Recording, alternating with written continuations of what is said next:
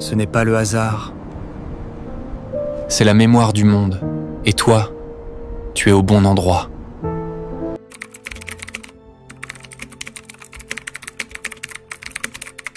Il y a des jours où l'univers semble faire un clin d'œil. Tu penses à quelqu'un que tu n'as pas vu depuis des années, et juste à ce moment-là, le téléphone sonne avec son nom affiché à l'écran. Tu marches dans une rue quelconque, tu tournes au coin, et tu tombes sur un livre abandonné sur un banc. Tu l'ouvres au hasard et trouves une phrase qui répond, mot pour mot, à la question que tu te posais en silence depuis des jours. Hasard, chance, pure coïncidence? Peut-être pas, car il y a des moments dans la vie où l'improbable ne se contente pas d'arriver, mais se produit avec une étrange signification, comme si, derrière le rideau du quotidien, existait une architecture secrète, une logique invisible qui relie des événements apparemment déconnectés en surface, mais profondément liés en profondeur, comme si le monde était rempli de signes attendant d'être lus. Carl Gustav Jung, le psychiatre suisse qui a consacré sa vie à explorer l'âme humaine, fut l'un des premiers à donner un nom à ce phénomène, la synchronicité. Pour Jung, la synchronicité n'est ni superstition ni mysticisme bon marché. C'est une forme de connexion entre des événements qui n'ont pas de relation causale directe, mais qui partagent un sens profond. En d'autres termes, il ne s'agit pas qu'un événement cause l'autre, mais que les deux se produisent simultanément et de manière significative pour celui qui les vit. Un exemple simple. Tu traverses une crise existentielle, cherchant un nouveau sens à ta vie.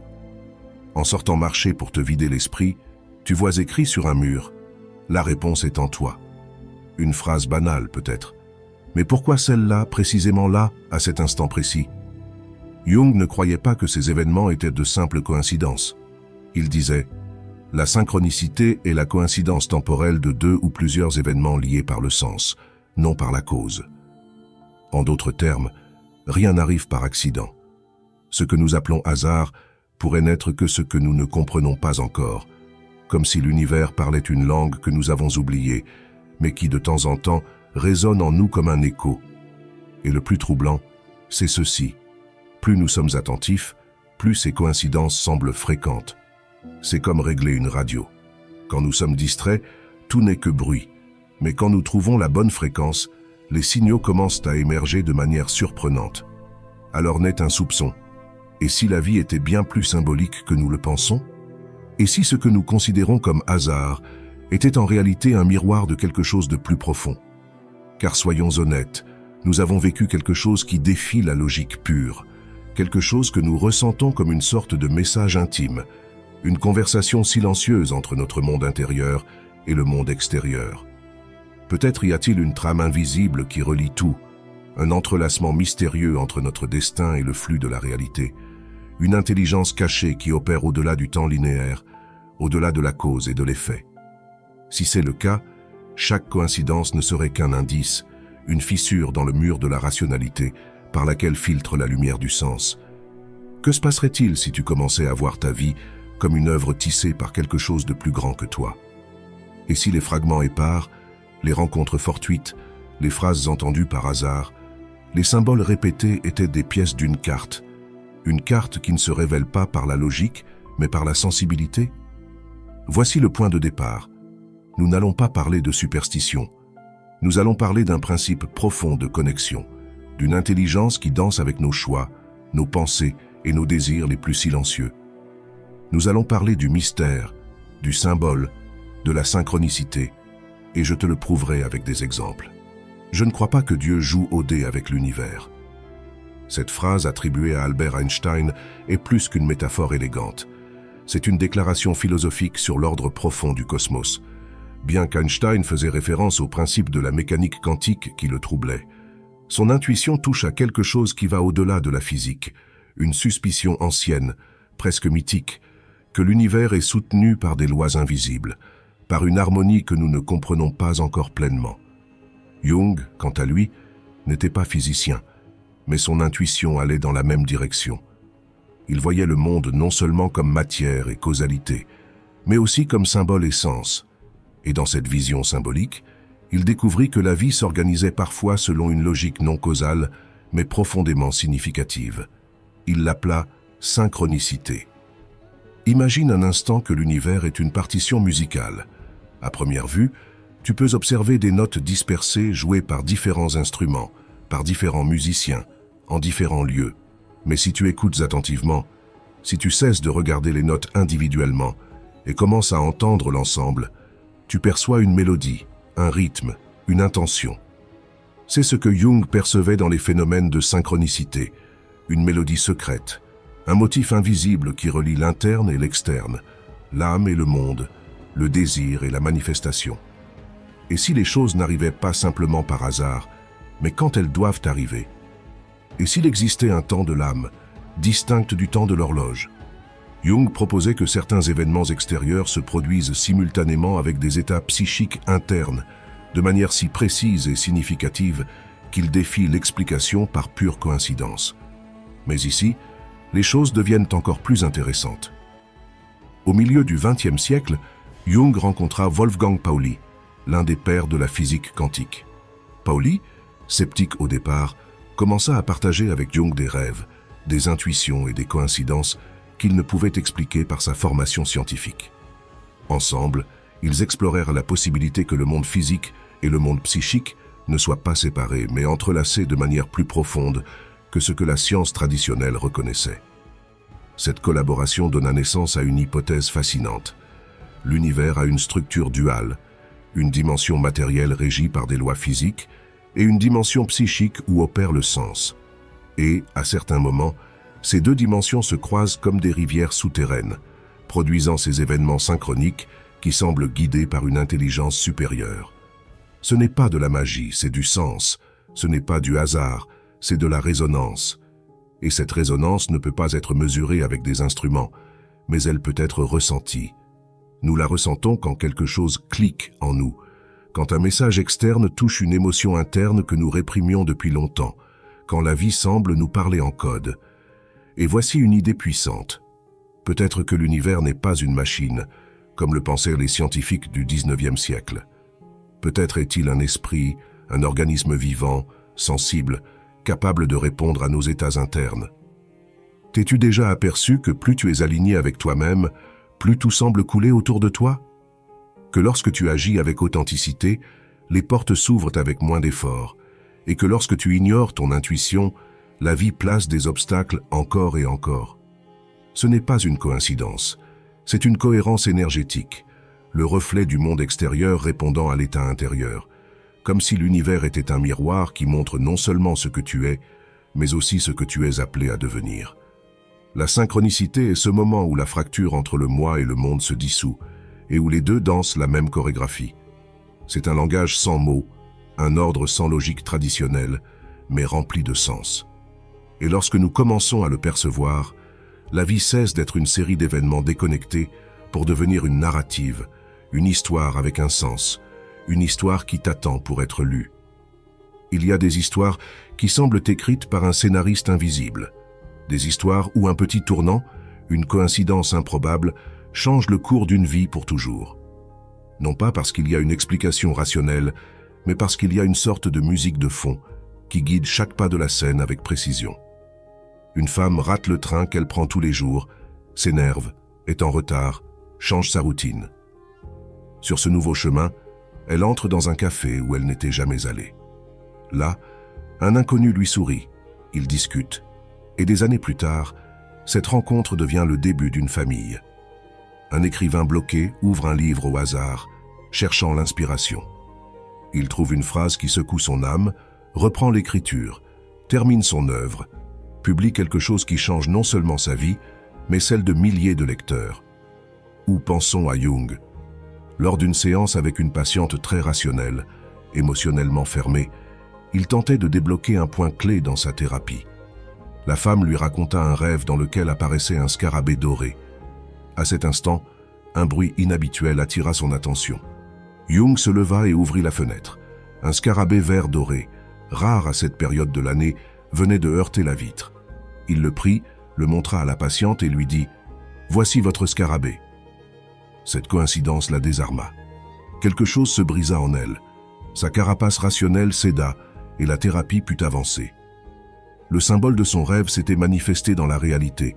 comme si l'inconscient avait touché la matière pour se faire entendre. Jung comprit, à travers des expériences comme celle-ci, que les synchronicités n'étaient pas de simples anecdotes, mais des manifestations visibles d'un ordre psychique plus profond. L'inconscient communique, et il le fait à travers des symboles, des rêves, mais aussi, et c'est le plus surprenant, à travers des événements extérieurs, comme si l'âme avait le pouvoir de modeler la réalité pour se faire entendre. Il y a quelque chose d'émouvant dans ces histoires. Elles touchent une part de nous qui ne se satisfait plus d'explications plates, car nous avons tous, à un moment donné, senti qu'une force, un élan, une intuition nous poussait dans une direction précise. Et lorsque nous regardons en arrière, lorsque nous relions les points avec la perspective du temps, nous remarquons que ce qui semblait aléatoire était en réalité essentiel. Combien de fois as-tu rencontré la bonne personne au mauvais moment pour découvrir que c'était exactement le moment nécessaire pour transformer ta vie? Combien de fois une perte douloureuse t'a-t-elle forcé à regarder en toi, à tout remettre en question, à réorienter ton chemin? La synchronicité apparaît souvent dans les moments de crise, lorsque ce qui est connu s'effondre, lorsque le contrôle s'échappe, lorsque l'ego s'efface et que l'âme prend le volant.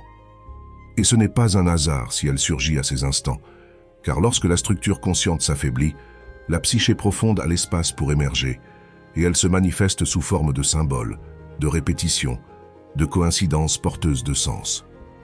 Dans la littérature aussi, nous retrouvons ce principe. Joseph Campbell, le mythologue qui étudia les motifs communs des mythes universels, parlait de l'appel à l'aventure.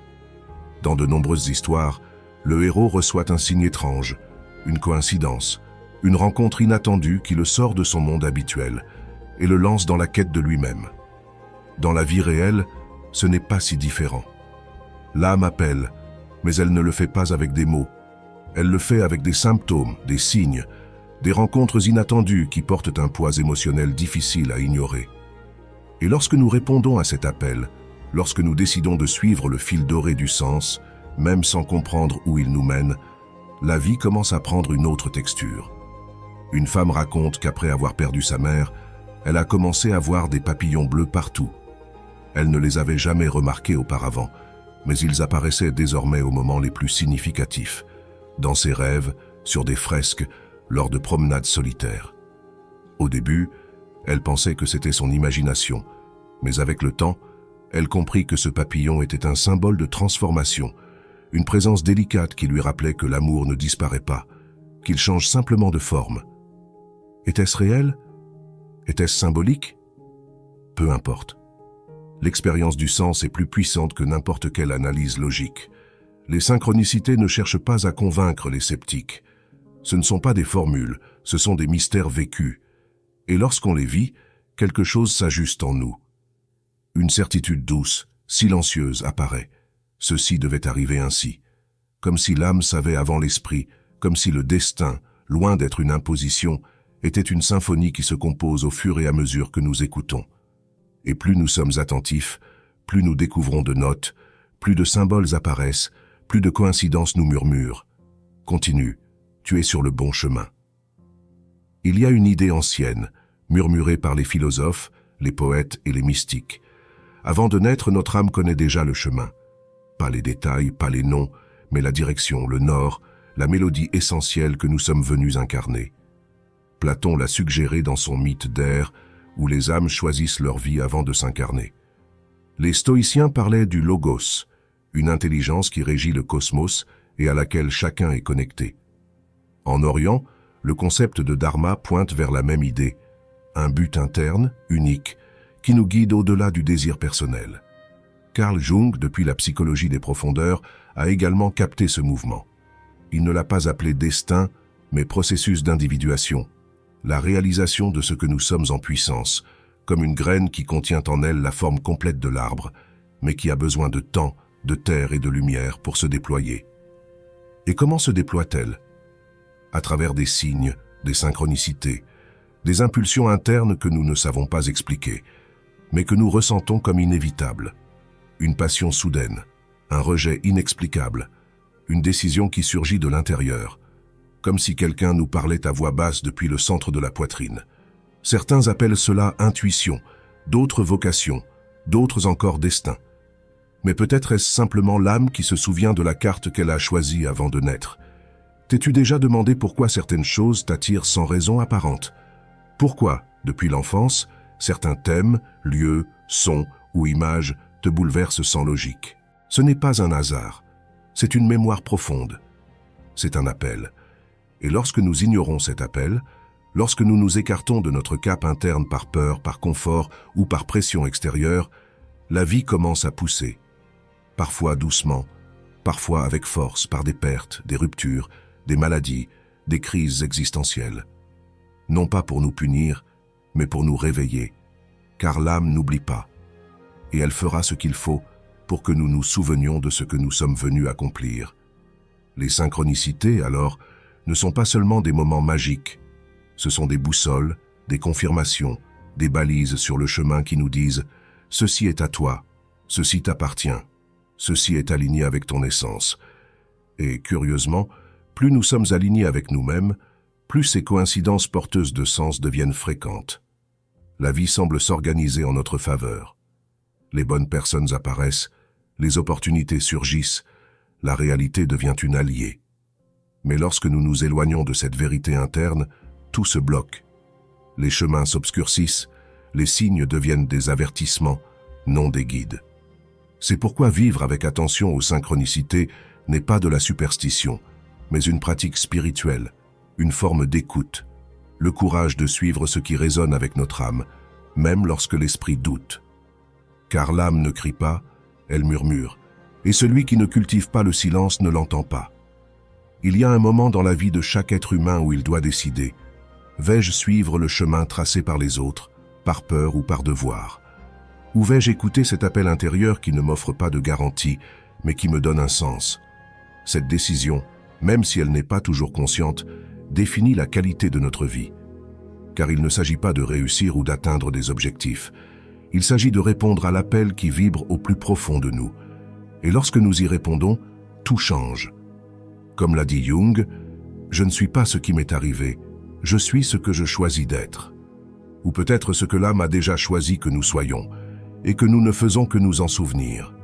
Que se passerait-il si chaque coïncidence, chaque rencontre inattendue, chaque symbole répété était une manière dont la vie te parle? Et si tout ce que tu appelles hasard était en réalité une lettre ouverte de l'univers, écrite dans le langage de l'âme? Peut-être avons-nous appris à voir la vie comme une succession d'événements déconnectés, régis par les statistiques et le chaos. Mais au fond, tout au fond, quelque chose en nous sait que ce n'est pas ainsi. Car il y a des moments que nous ne pouvons oublier, des instants qui s'impriment dans la mémoire, non pas pour ce qui s'est passé, mais pour la manière dont ils ont résonné, parce que quelque chose nous a traversés, nous a nommés, nous a rappelés. Ces moments ne demandent pas d'analyse, ils demandent de la présence. Et c'est la clé, la présence. Être suffisamment éveillé pour remarquer quand l'âme parle. Parfois, elle le fait dans les rêves, parfois dans les répétitions, parfois dans des rencontres fortuites qui semblent taillées sur mesure pour nos questions les plus secrètes. Et lorsque nous cessons de voir la vie comme une machine aveugle et commençons à la voir comme un dialogue, tout change. La synchronicité n'est pas un phénomène extraordinaire réservé à quelques-uns. C'est un langage universel, mais il ne répond que lorsqu'il y a quelqu'un pour écouter.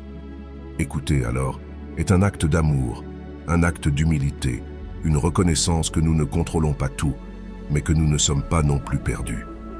Qu'il y a un fil invisible que, même si nous ne pouvons le voir, nous pouvons le sentir. Et comment sentons-nous ce fil? Avec le silence, l'attention, l'intuition, la gratitude. Car chaque fois que tu remercies, chaque fois que tu honores le mystère, chaque fois que tu choisis le sens plutôt que le contrôle, tu te rapproches un peu plus de ta vérité. Et cette vérité ne se raisonne pas, elle s'incarne. C'est pourquoi je t'invite à regarder ta vie non pas seulement comme une chronologie, mais comme un poème. À te souvenir des moments où tout s'est aligné, à penser aux fois où quelque chose ou quelqu'un est apparu par hasard et a changé ton chemin. À honorer les signes que tu as ignorés et ceux que tu as suivis. Rien n'arrive par accident. Tout a une raison. Et cette raison ne se voit pas toujours avec les yeux, mais se ressent toujours avec l'âme. Peut-être ne pouvons-nous pas prouver la synchronicité avec des équations, Mais nous pouvons la vivre comme une vérité intérieure. Car lorsque tu cesses de chercher des certitudes et commences à chercher du sens, lorsque tu arrêtes de forcer le chemin et commences à l'écouter, lorsque tu t'arrêtes, respires et dis « Je suis là, je suis présent, je suis prêt à voir », alors l'univers te répond. Et il répond avec beauté, avec mystère, avec cette douce certitude que tu n'es pas seul, que tu es guidé, que ton âme silencieusement a tracé ce chemin bien avant que tu ne le saches. Et tout, chaque pierre, chaque ombre, chaque rencontre, chaque douleur, n'était qu'une manière de te rappeler qui tu es